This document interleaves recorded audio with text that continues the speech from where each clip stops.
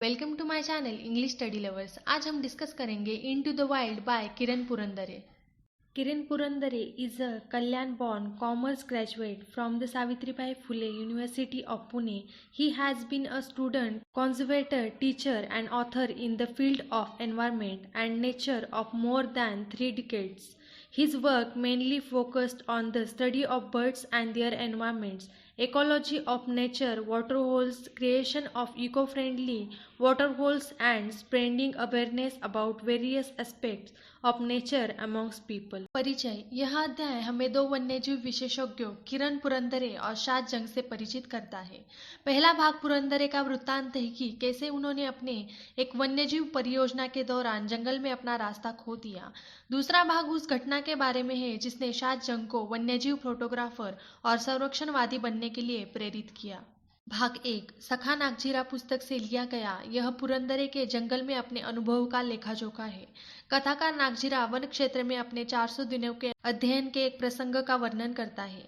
जंगल में एक उत्पादक दिन के क्षेत्र अध्ययन के बाद वह लंगूरों के एक गिरोह अलार्म कॉल के सतर्क होने पर गांव पिटजारी में अपने आवास पर वापस जा रहा था। वह जानता था कि केवल बाघ या तेंदुआ जैसे शिकारी का खतरा ही ऐसे हलचल पैदा कर सकता है।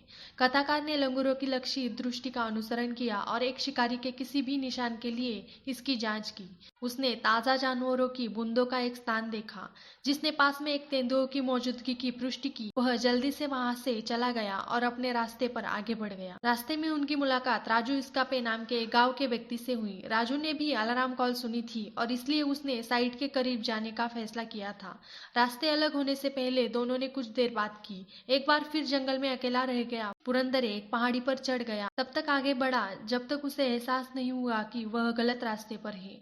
यह सूर्यास्त का समय था और यह एहसास कि वह रास्ता भटक गया है ने कथाकार को थोड़ी देर के लिए घबरा दिया। कुछ सोचने के बाद कथाकार उसी रास्ते पर चलने लगा जिससे वह आया था।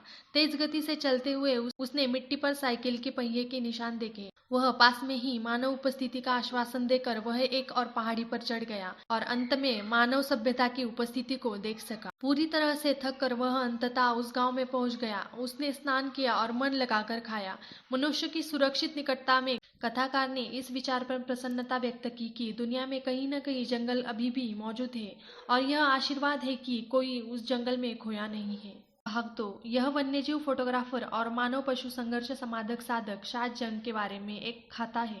वह नागरहोल या राजीव गांधी राष्ट्रीय उद्यान के जंगलों में काम करता है। वह दुनिया भर की कला दीर्घाओं में अपने फोटोग्राफी का प्रदर्शन भी करता है। जंग अफ्रीका के घने जंगलों में कई फोटोग्राफी सफारी का भी नेतृत्व करता है।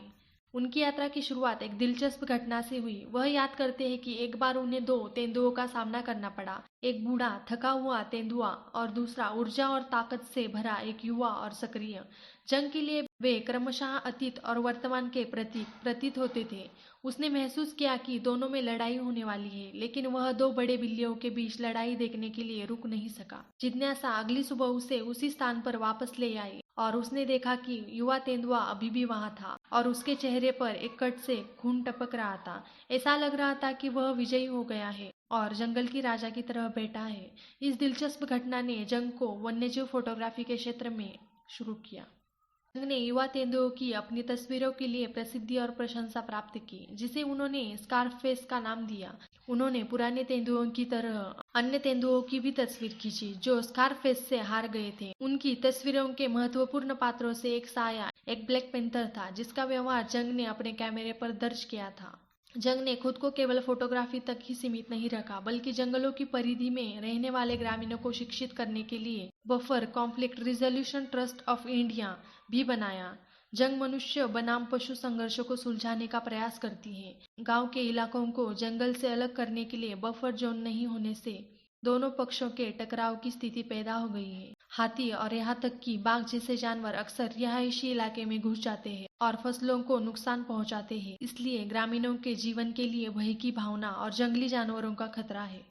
जंग ने ग्रामीणों के लिए वन्यजीव संरक्षण के गुणों और इसे कैसे प्राप्त किया जा सकता है के बारे में शिक्षित करने के लिए एक प्रशिक्षण कार्यक्रम शुरू किया। इस प्रशिक्षण को पर्यटन मुद्रा द्वारा वित्त पोषित किया गया है, जो नागरहोल क्षेत्र में कई वन्यजीव रिसोर्ट से आता है।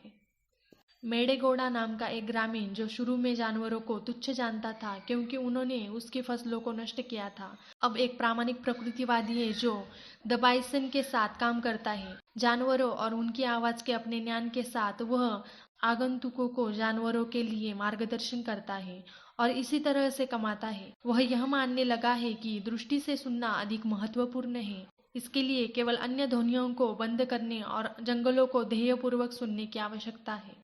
दोनों खातों का निष्कर्ष है कि जंगल एक ही समय साहसिक और खतरनाक दोनों हो सकते हैं। वे यह भी साबित करते हैं कि जानवरों के व्यवहार और उनके आवाज की समझ मानव पशु संघर्ष को कम करने में मदद कर सकती है, हालांकि खतरों से भरा हुआ है।